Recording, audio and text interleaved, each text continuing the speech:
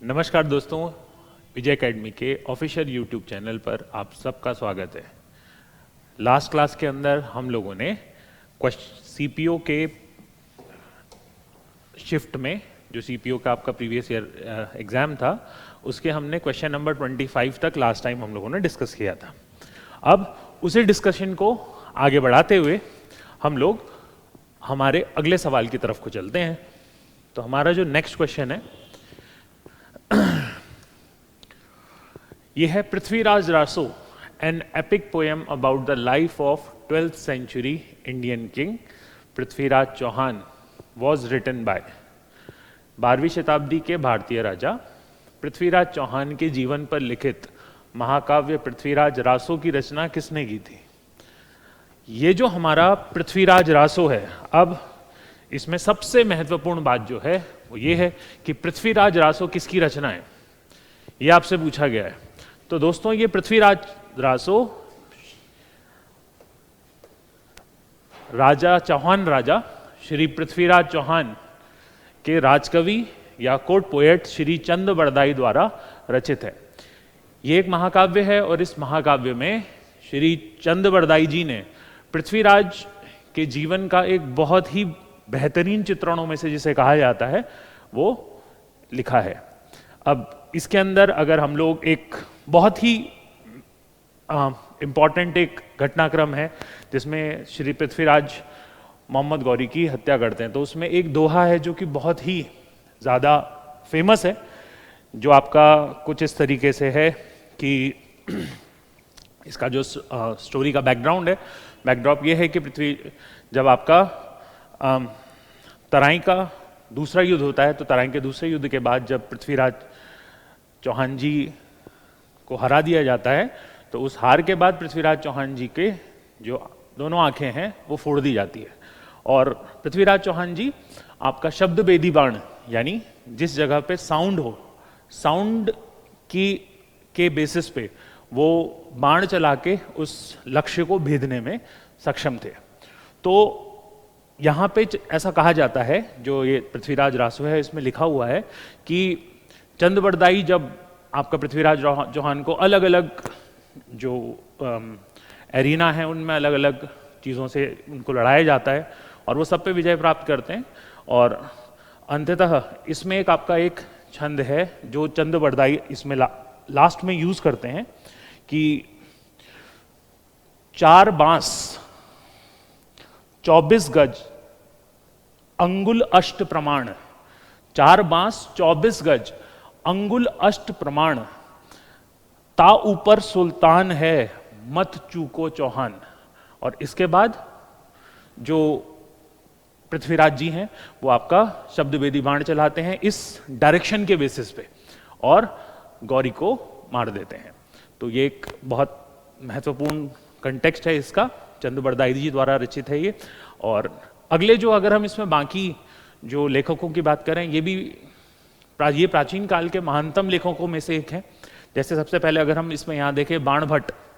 अब ये जो हमारे बाण भट्ट है,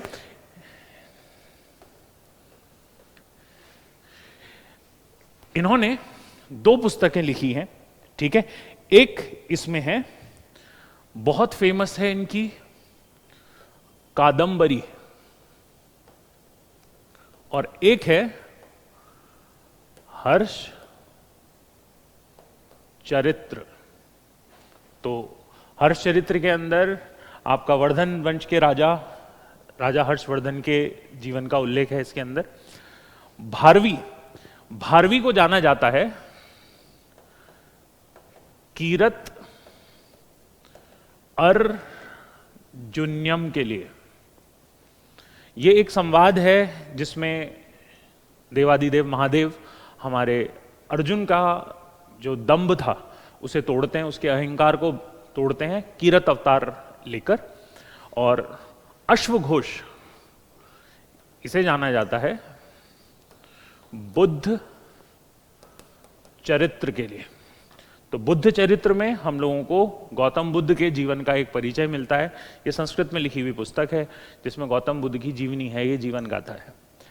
तो बढ़ते हैं हमारे अगले सवाल की तरफ को, और अगला सवाल है who among the following founded Kalakshetra foundation in Chennai, that is an important centre for study and performance of fine arts. निम्न में से किसने चेन्नई में कलाक्षेत्र फाउंडेशन की स्थापना की, जो ललित कलाओं के अध्ययन और प्रदर्शन के लिए एक महत्वपूर्ण केंद्र है। ठीक है, अब ये एक फैक्चुअल क्वेश्चन है दोस्तों, और इसका उत्तर है रुक्मणी देवी अरुंडले जी द्वारा इस ललित कलाक्षेत्र फाउंडेशन की स्थापना की गई थी। ठीक है दोस्तों, ये इसमें जो भी हमारे बाकी ऑप्शंस हैं ये सारे के सारे एक्सपोनेंट प्रोमिनेंट डांसर्स हैं, अलग अलग डांस फॉर्म में जो लोग माहिर हैं। चलिए अगला एक और हमारे पास एक फैक्चुअल क्वेश्चन आया है। Methyl ethyl ketone is also known as, methyl ethyl ketone को किस नाम से और जाना जाता है? तो दोस्तों इसे जाना जाता है 2-ब्यूटेनॉन के नाम से। ये एक तथ्यात्मक क्वेश्चन है, तो ये भी आपको याद रखना चाहिए कि मिथाइल इथाइल कीटोन को किस नाम से जाना जाता है, तो ये 2-ब्यूटेनॉन के नाम से इसे जाना जाता है। चलिए बढ़ते हैं हम हमारे अगले सवाल की तरफ को। How many controls are there globally that influence the climate of a particular zone? वैश्विक स्तर पर ऐसे कितने नियंत्रण हैं जो किसी विशेष क्षेत्र की जलवायु को प्रभावित करते हैं? 6, 8, 5 या 3? तो दोस्तों इसका जो उत्तर है वो है 6। इसका आंसर 6 है। अब ये जो 6 है इसको याद रखने का एक LOWERN, ये 3 चीजें हैं। ये एक एब्रीवेशन है LOWERN, जिसके माध्यम से आप ये याद रखेंगे कि किसी भी क्षेत्र की जो जलवायु है वो 5 चीजों पर आधारित होती है। सबसे पहले L का मतलब होता है दोस्तों लैटिट्यूड। L का मतलब हो गया लैटिट्यूड। ठीक है, लैटिट्यूड का मतलब क्या हुआ? अक्षांश। किस अक्षांश पे वो है? अक्षांश निर्धारित करता है कि उस पे सूर्य की किरणें यानी कि सोलर इंसोलेंस कितना प्राप्त होने वाला है। ठीक है, तो पहला आधार हो गया किसी भी जगह का जो निर्धारित करेगा कि वहां कैसा मौसम रहने वाला है। तो फर्स्ट पार्ट जो है दोस्तों वो है इसके अंदर हमारे पास लेटिट्यूड। ठीक है, दूसरा O stands for ocean current, यानी कि समुद्री जलधाराएं। अब समुद्री जलधाराएं किसी क्षेत्र विशेष के मौसम को बहुत अधिक प्रभावित करती हैं। कैसे प्रभावित करती हैं? देखो दोस्तों, जो आपकी समुद्री जलधाराएं हैं ये 2 प्रकार की होती हैं। पहली जिसको हम लोग कहते हैं वार्म करंट यानी गर्म जलधाराएं, और दूसरी होती है जिसको हम लोग कहते हैं कोल्ड करंट यानी कि शीतल जलधाराएं। जहां भी गर्म जलधारा का निर्माण होगा, वार्म करंट्स बनेंगी, वहां पे आपका एयर के अंदर मॉइस्चर कंटेंट ज्यादा होगा।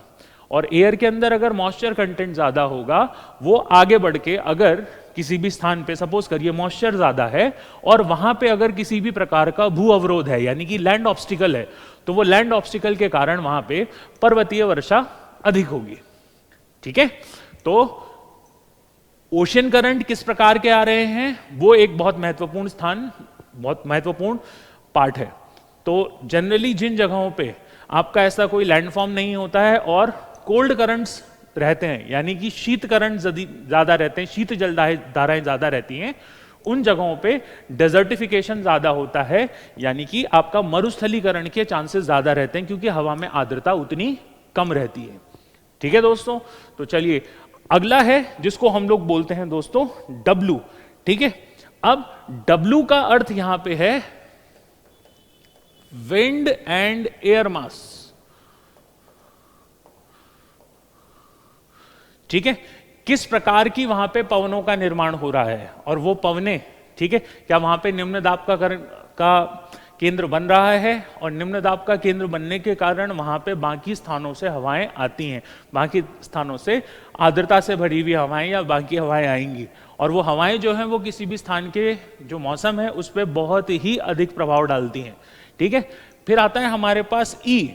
ठीक है, E मतलब होता है दोस्तों एलिवेशन।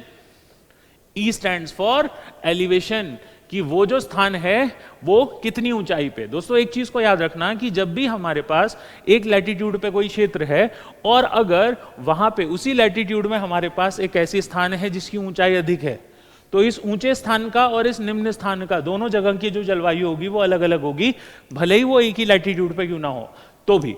ठीक है, तीसरा आता है रिलीफ। ठीक है, रिलीफ बोले तो अवरोध। यहां पे अवरोध जो है या आपका कोई रिलीफ स्ट्रक्चर है कि नहीं है। रिलीफ स्ट्रक्चर किसी भी स्थान के मौसम में, ऋतु पे बहुत ही ज्यादा महत्वपूर्ण प्रभाव डालता है, क्योंकि वो क्या करता है, वो आर्द्रता से भरी हुई हवाओं को रोक के, ठीक है, वर्षण का कारण बनता है। और इसी रिलीफ के कारण हमारे पास एक क्षेत्र ऐसा भी बनता है जहां पे वर्षा बहुत ज्यादा होती है और दूसरा क्षेत्र वैसा भी होता है जहां वर्षा बिल्कुल नहीं होती है। ठीक है, जिसको हम लोग लीवर्ड साइड या आपका वृष्टि छाया प्रदेश के नाम से जानते हैं। और एन का अर्थ यहां पे होता है दोस्तों आपका nearness to water. Nearness to water, ये जल से कितना दूर है। ठीक है, किसी प्राकृतिक जल स्रोत से वो कितना दूर है। अब जल स्रोत के कोई भी स्थान जितना पास होता है, जितना बड़ा जल स्रोत है और उसके पास जितना जो भी जगहें होती हैं, वहां पे आपका मौसम संबंधी बदलाव हमें देखने को नहीं मिलते हैं। अब यही कारण होता है कि जितने भी समुद्र तटीय क्षेत्र हैं, तटीय क्षेत्रों के अंदर जो आपका सीजनल चेंजेस हैं वो बहुत ज्यादा नहीं होते। ड्रास्टिक सीजनल चेंज आपको नहीं दिखाई देंगे, यानी बहुत ज्यादा एक्सट्रीम कोल्ड या एक्सट्रीम समर यहां नहीं होंगे। अत्यधिक गर्मी या अत्यधिक ठंडा इन स्थानों पे नहीं देखने को मिलता है। ठीक है, तो ये दोस्तों LOWERN, लोअर्न से हम इसको याद रखते हैं। और ये कितनी है, 6 जगहें हैं। ये 6 चीजें हैं जो किसी भी स्थान की जलवायु को प्रभावित करती हैं। ठीक है दोस्तों, तो इस क्वेश्चन में ये आपका मेन पार्ट था और हम बढ़ते हैं हमारे अगले प्रश्न की ओर। अब ये कहता है कि विच part of Indian constitution deals with fundamental right, मौलिक अधिकारों से संबंधित हमारे संविधान का कौन सा भाग है। ठीक है, तो हम लोगों ने क्लास में भी इसको बहुत बार डिस्कस करते हैं हम लोग कि भैया कौन सा भाग है, तो आपका भाग 3 आपका संबंधित है किससे, मौलिक अधिकारों से। तो अगर भाग 3 मौलिक अधिकारों से संबंधित है तो ये जो बाकी भाग हैं वो किस चीज से संबंधित है। तो दोस्तों देखो, भाग 5 जो है ये डील करता है यूनियन एग्जीक्यूटिव से। ये यूनियन एग्जीक्यूटिव से संबंधित है। भाग 2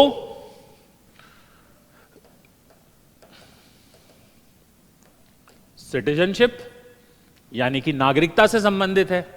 और भाग 4 संबंधित है directive principles of state policy से। फटाफट से आप सब के सब बच्चे कमेंट सेक्शन में लिखिए कि मौलिक कर्तव्य यानी कि फंडामेंटल ड्यूटीज हमारे संविधान के कौन से भाग में उल्लेखित है और ये कौन से अनुच्छेद के अंतर्गत आते हैं। ठीक है दोस्तों, चलिए अब हम बढ़ते हैं हमारे अगले सवाल की तरफ को। तो अगला सवाल है, who among the following has given extraordinary powers during emergency. निम्न में से किसे आपातकाल के दौरान असाधारण शक्तियां प्राप्त होती हैं। तो दोस्तों इसका उत्तर है हमारे राष्ट्रपति। ठीक है, अब हमारे जो राष्ट्रपति हैं वो 3 प्रकार के आपातकाल लगा सकते हैं।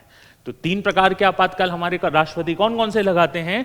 तो दोस्तों ये लगाते हैं अनुच्छेद 352 के अंतर्गत, 356 के अंतर्गत और 360 के अंतर्गत। ये 3 प्रकार के आपातकाल की घोषणा कर सकते हैं।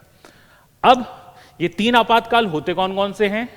ये होते हैं आपकी राज्य आपातकाल यानी स्टेट इमरजेंसी या जिसे हम लोग बोलते हैं राष्ट्रपति शासन, वित्तीय आपातकाल यानी कि फाइनेंशियल इमरजेंसी, और तीसरा होता है जिसको हम लोग कहते हैं नेशनल इमरजेंसी यानी कि राष्ट्रीय आपातकाल।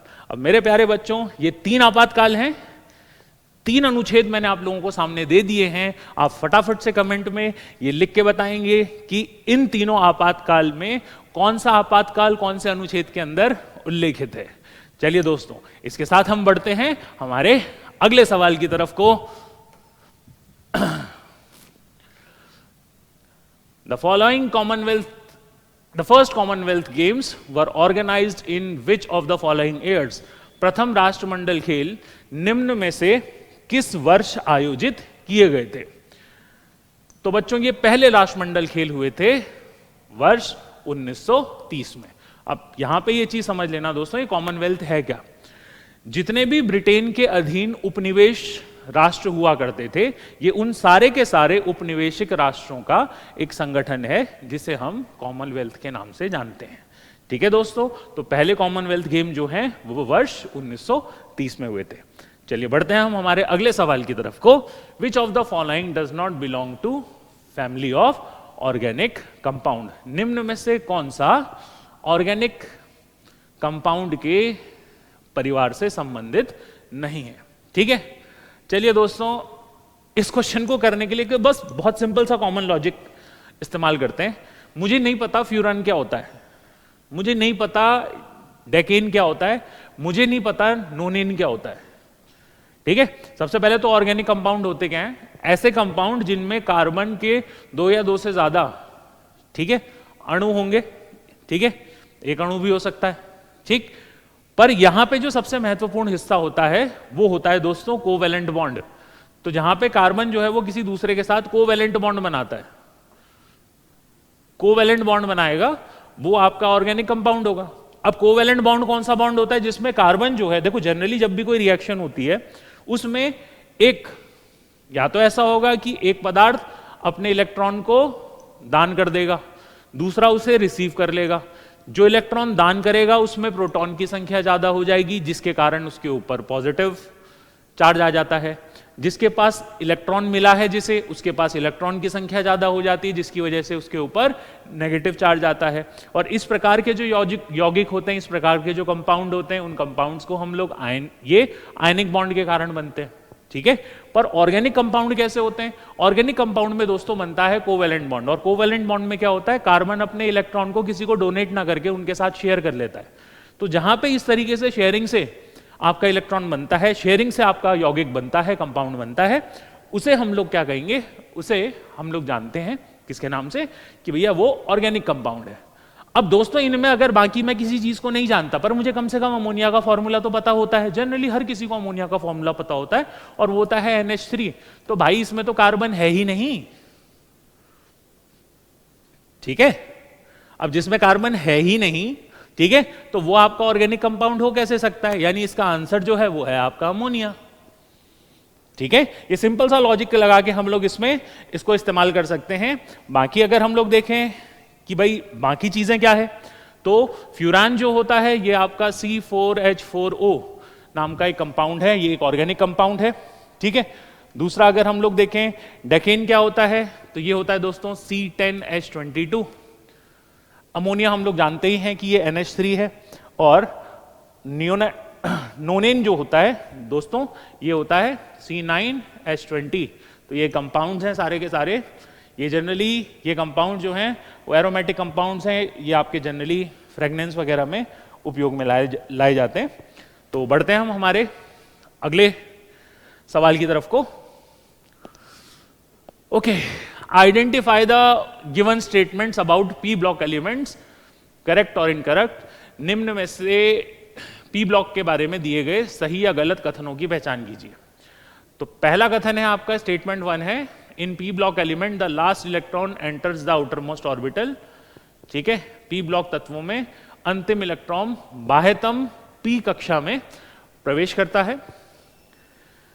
सेकेंड क्वेश्चन इसके अंदर, सेकेंड स्टेटमेंट है the non metals and metalloids exist only in p block of the periodic table. ये पी ब्लॉक में एंटर करते हैं। तो दोस्तों ये स्टेटमेंट भी करेक्ट है और ये स्टेटमेंट भी करेक्ट है। ये दोनों के दोनों स्टेटमेंट करेक्ट हैं, और यानी इसका आंसर जो है वो होगा हमारा both A and B are correct. ठीक है, अच्छा अब ये है दोस्तों हमारे पास हमारा पीरियोडिक टेबल, और इसमें यहां से लेके यहां तक ये हैं दोस्तों हमारे पी ब्लॉक एलिमेंट। ठीक है, और इसको आप लोग अपने स्क्रीनशॉट ले लीजिएगा इसका, और इसके अंदर अगर आप लोग देखो ये जितना भी आपका ऑरेंज कलर का है, ये सारे के सारे दोस्तों मेटलॉइड्स हैं, जिनके अंदर मेटल और नॉन मेटल दोनों की ही प्रकृति पाई जाती है। ये जितना भी आप यहां पे पिंक में देख रहे हैं, ये सारे के सारे नॉन मेटल्स हैं। ठीक है, तो अगर आप इस पूरी पीरियोडिक टेबल के अंदर देखेंगे तो नॉन मेटल्स और समस्त जो मेटलॉइड्स हैं वो आपके पी ब्लॉक के अधीन आते हैं। इसका मतलब ये नहीं है कि पी ब्लॉक में मेटल्स नहीं है, हमारे पास मेटल्स भी हैं। एल्युमिनियम इसी के अंदर है, स्ट्रॉन्शियम इसी के अंदर है, ठीक है, लेड इसी के अंदर है, ठीक। बट अगर आप लोग यहाँ पे एक और तरीके से देखें तो हमारे जितने मेटलॉइड्स हैं वो सारे के सारे पी ब्लॉक में आते हैं और सारे के सारे नॉन मेटल भी उसी में फॉल कर रहे हैं। ठीक है दोस्तों, तो आप एक स्क्रीनशॉट ले लीजिए इसका और इस चीज को दिमाग में रखेंगे। तो चलिए दोस्तों, बढ़ते हैं हम हमारे अगले सवाल की तरफ को। अगला सवाल आता है दोस्तों, kharif crop, the temperature required for farming is above 25 degree Celsius, ठीक है, with high humidity and annual rainfall above कितना होना चाहिए खरीफ की फसल के लिए? तो बेटा जी 100 सेंटीमीटर से ऊपर होना चाहिए। तो इसका जो आंसर है वो है थर्ड वाला सवाल। ठीक है, अब क्या करना है, कुछ नहीं, एक छोटा सा कॉमन सेंस लगाना है। बेटा जी कुछ ना है तो सिर्फ ये ऑप्शन, बाकी 3 ऑप्शन देखो, 16, 35, 50, ठीक है। 50 सेंटीमीटर से कम अगर कहीं पे रेनफॉल होता है तो वो रेनफॉल ऑटोमेटिकली, ठीक है, वो जो क्षेत्र होगा वो डेजर्टिफाइड होगा। तो यहाँ पे आपके केवल वो फसलें उगेंगी जो आपकी डेजर्ट में उग सकती हैं, ठीक है, कैक्टस उगेगा, ठीक, घृत कुमारी यानी कि एलोवेरा ऐसी जगहों पे आपको मिलेगा, ठीक है। आपकी कोई खरीफ क्रॉप यहाँ पे मिलनी पॉसिबल नहीं। अब खरीफ क्रॉप होती कौन सी है? खरीफ क्रॉप बेटा सिंपल से याद रखना, जिनको बरसातों में बोया जाएगा और सर्दियों से पहले काट लिया जाएगा, ठीक है। तो बरसातें हमारी कब शुरू हो जाती हैं भैया? 1 जून को आपकी जो बरसात है, मानसून है, वो आपका केरल में दस्तक दे देता है, ठीक है। और ये खत्म कब होती है? अक्टूबर में आपकी जो मानसून होता है वो आपका भारत से बाहर चला जाता है। तो ये पूरा का पूरा जो वार्म फेज होता है, गर्मियां होती हैं और गर्मियों में जिन फसलों को बोया जाता है, तो गर्मियां खत्म होती हैं, उस टाइम पे हम जिन फसलों को बोते हैं उन फसलों को हम लोग खरीफ क्रॉप बोलते हैं। रबी क्रॉप्स वो क्रॉप्स होती हैं जिन फसलों को आपका सर्दियों में बोया जाएगा और स्प्रिंग सीजन में इनको हार्वेस्ट कर लिया जाता है, जैसे कि गेहूं, ठीक है। और बरसातों में बोए जाने वाली जो क्रॉप है जैसे मक्का, ठीक है, चावल, ये ऐसी क्रॉप्स हैं और जिनमें बहुत ज्यादा पानी की आवश्यकता होती है। तो ज्यादा पानी बेटा 100 सेंटीमीटर से ऊपर ही होगा, ठीक है दोस्तों। तो चलिए बढ़ते हैं हमारे अगले सवाल की तरफ को। तो अगला सवाल है हमारे पास, the deliberations of the representative at the third round table conference was held in the later months of which year? ठीक है, कि तीसरे गोलमेज सम्मेलन में प्रतिनिधियों के विचार विमर्श किस आखिरी महीनों में हुए थे? दोस्तों ये कुछ नहीं है, आपका क्वेश्चंस को पूछने का एक ही सवाल को कितने भी तरीकों से पूछा जा सकता है। तो बजाय इस सवाल को सीधे सीधे ये पूछने के कि तीसरा गोलमेज सम्मेलन किस वर्ष हुआ था, इन्होंने इसी स्टेटमेंट को थोड़ा सा ट्विस्ट कर दिया है और पूछा। जब हम इतना बड़ा स्टेटमेंट कोई देखते हैं कि डेलिब्रेशन ऑफ रिप्रेजेंटेटिव, जनरली हर किसी व्यक्ति को याद होता है कि आपका 3 गोलमेज सम्मेलन कब कब हुए थे। तो 1930 में पहला हुआ था, 31 में दूसरा हुआ था और 32 में तीसरा हुआ था। पर जब हम ये देखते हैं कि डेलिब्रेशंस वगैरह लिखा है, कोई बड़ा भारी से शब्द का इस्तेमाल किया है, तो हम अक्सर एग्जामिनेशन में कंफ्यूज हो जाते हैं। तो मेरे प्यारे बच्चों, कंफ्यूज नहीं होना है। डेलिब्रेशन बोलने से जो आपका उत्तर है वो थोड़ी बदल जाएगा। तो उत्तर है आपका 1932, सिंपल, ठीक है। चलिए बढ़ते हैं हम लोग हमारे अगले सवाल की तरफ को। Priorities of government in fiscal area and its related policies and deviations are mentioned in which part of budget document? राजकोषीय क्षेत्र में सरकार की प्राथमिकताएं और उससे संबंधित नीतियां तथा विचलनों का उल्लेख बजट दस्तावेज के किस भाग में किया जाता है? ठीक है। अच्छा दोस्तों, फिस्कल पॉलिसी या इससे संबंधित यहां पे अगर हम लोग बात करें तो आपका क्या हो गया, ये fiscal policy strategy and statement. Fiscal policy का मतलब क्या हुआ भैया कि सरकार के पास जो धन है उस धन को सरकार आगामी वर्ष में कहां कहां उसे निवेश करेगी और किस तरीके से हमारी जो अर्थव्यवस्था है उस अर्थव्यवस्था में सुधार लाया जाएगा। ये सारी की सारी चीजें आपकी फिस्कल पॉलिसी बनाती है। ठीक है, इसी को हम राजकोषीय नीति कहते हैं। ये भारत सरकार द्वारा बनाई जाती है और ये आपका fiscal policy and strategy statement में ही उल्लेखित होगा। ठीक है दोस्तों, तो चलिए बढ़ते हैं हम हमारे अगले सवाल की ओर। तो अगला प्रश्न है तानसेन। ठीक है, द फेमस म्यूजिशियन ऑफन संग in the court of which rural.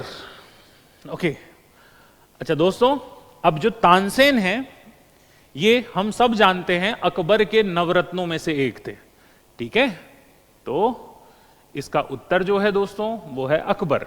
ठीक है, और तानसेन को अकबर द्वारा आपका रेवा,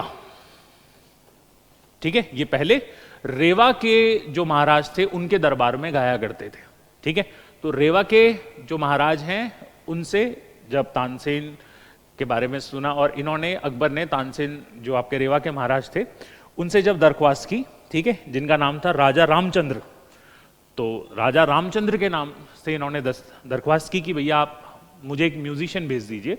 तो रेवा के महाराज ने अपने जो बेस्ट म्यूजिशियन थे तानसेन, उन्हें भेज दिया अकबर के दरबार में। इनिशियली ऐसा कहा जाता है कि तानसेन इस बात के खिलाफ थे, बट एक बार जब वो अकबर के कोर्ट में पहुंचे तो उनका मन लग गया वहां पे।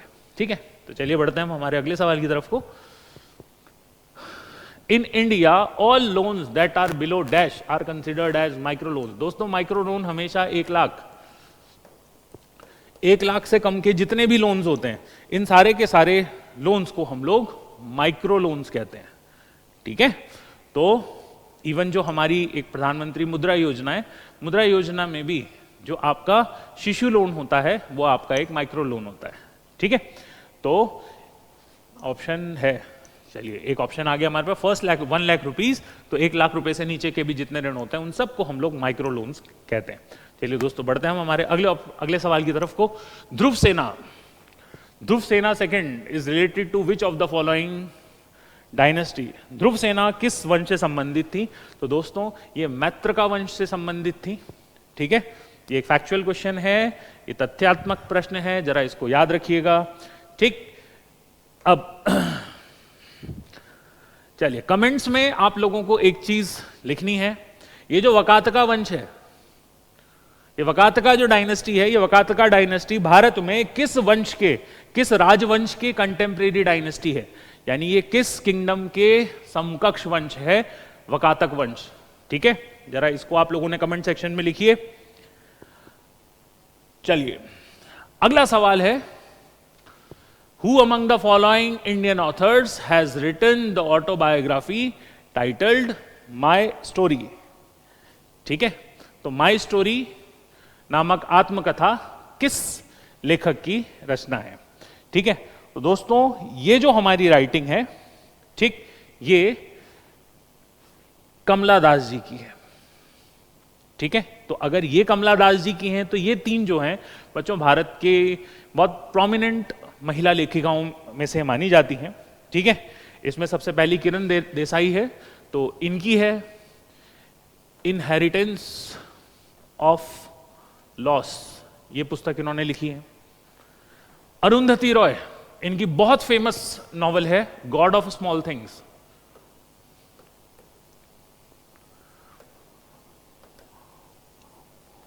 ठीक है, शोभा डे, इनका बहुत ज्यादा इन्फ्लुएंस रहा है आपका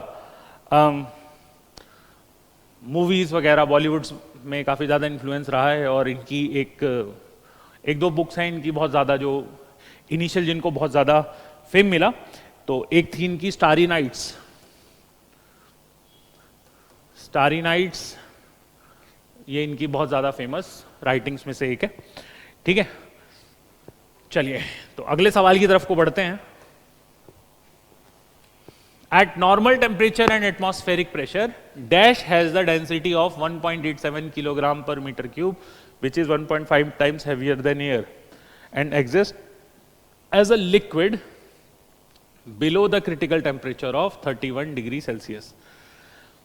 सामान्य ताप और वायुमंडलीय दाब पर डैश का घनत्व 1.87 किलोग्राम पर मीटर क्यूब है, जो हवा से 1.8 गुना भारी है और 31 डिग्री के कांतिक तापमान से नीचे तरल के रूप में मौजूद होता है। ठीक है, तो यह है दोस्तों हमारी गैस कार्बन डाइऑक्साइड। ठीक है, तो ये कार्बन डाइऑक्साइड ऐसी गैस है जो आपका ये प्रॉपर्टीज एग्जिबिट करती है, ये गुण एग्जिबिट करती है। ठीक है, तो अगला लिखेंगे दोस्तों। नेक्स्ट है हमारे पास, who was the first chairman of finance commission of India. भारत के पहले वित्त आयोग के अध्यक्ष कौन थे?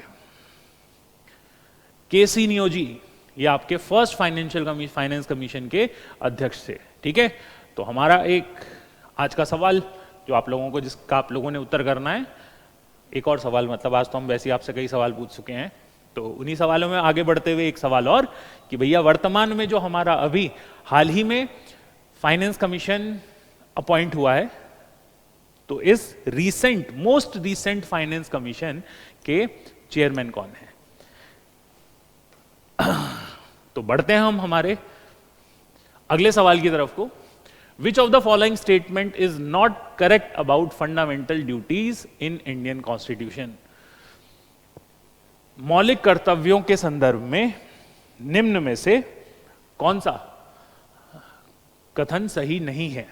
ठीक है, चलिए पहला कथन पढ़ते हैं। They are made to cherish and follow the noble ideals which inspired our national struggle for freedom. दोस्तों ये स्टेटमेंट हमारे मौलिक कर्तव्यों में उल्लेखित है। दूसरा है, these are made to develop scientific temper, humanism and spirit of inquiry and reform. दोस्तों ये भी हमारा कर्तव्य है। वैज्ञानिक दृष्टिकोण, मानवतावाद, जिज्ञासा और सुधार की भावना का विकास किया जाता है, ये हमारा स्टेटमेंट है। हमारी समग्र संस्कृति की समृद्ध विरासत को महत्व देने और संरक्षित करने के लिए बनाए गए हैं। दोस्तों ये भी प्रत्येक भारतीय का एक कर्तव्य है। ठीक है, तो जब हमारे 3 स्टेटमेंट हैं ही और ये ड्यूटी है ही, तो अवश्य बात है कि चौथा नहीं होगा। They are made justiciable in nature, इनकी प्रकृति न्याय संगत है। जी नहीं, जो हमारे मौलिक कर्तव्य हैं वो न्याय संगत नहीं है, यानी इनको लागू करने के लिए कोर्ट नहीं जाया जा सकता। इसका सीधा अर्थ ये है। तो यानी हमारा जो ऑप्शन नंबर 4 है ये इसका उत्तर होगा। चलिए बढ़ते हैं हम हमारे अगले सवाल की तरफ को। Identify the position of stomata in plants. Okay दोस्तों, ये रही हमारी पत्ती। पत्ती को करेंगे उल्टा, पत्ती को उल्टा करेंगे। उल्टा करने के बाद पीछे की तरफ को इसमें कुछ आपके पोर्स, छिद्र पाए जाते हैं, रंध्र पाए जाते हैं, और इन्हीं रंध्रों के माध्यम से क्या होता है दोस्तों, प्लांट के अंदर एंटर करती है कार्बन डाइऑक्साइड और प्लांट से बाहर निकलती है ऑक्सीजन। ठीक है, तो ये कहां पाए जाते हैं? ये पाए जाते हैं दोस्तों पत्ती की सतह पर, ये लीफ सरफेस पे पाए जाते हैं। ठीक है दोस्तों, तो चलिए बढ़ते हैं हम हमारे अगले सवाल की तरफ को। Under which of the following acts the national commission for women's established. राष्ट्रीय महिला आयोग की स्थापना निम्न में से किस अधिनियम के अंतर्गत की गई? तो दोस्तों ये महिला आयोग क्या होता है दोस्तों, हमारी कंट्री के अंदर जो भी महिलाओं के अधिकार हैं, ये महिलाओं के अधिकार संरक्षित करने के लिए बनाई गई बॉडी है जो कि नेशनल लेवल पे काम करती है। और इसका निर्माण बच्चों, ये एक नॉन कॉन्स्टिट्यूशनल बॉडी है, यानी कि असंवैधानिक बॉडी है। ये संविधान के किसी अनुच्छेद में नहीं है। तो जब भी कोई बॉडी बच्चों संविधान के अनुच्छेद में उल्लेखित नहीं होती, तो उसका जो गठन किया जाता है वो एक लॉ बना के किया जाता है। तो यहां पे महिला आयोग का जो गठन किया गया है, national commission for women act 1990, राष्ट्रीय महिला आयोग अधिनियम 1990 के अंतर्गत ये आपका बनाया गया है। ठीक है दोस्तों, तो आई थिंक आज आप लोगों ने कई सारी चीजें नई सीखी होंगी। ठीक है, और अगर आपको हमारा ये वीडियो अच्छा लगा, यानी हमारा प्रयास अगर आप लोगों को पसंद आया, तो please like, share and subscribe. Thank you, have a great day. जय हिंद।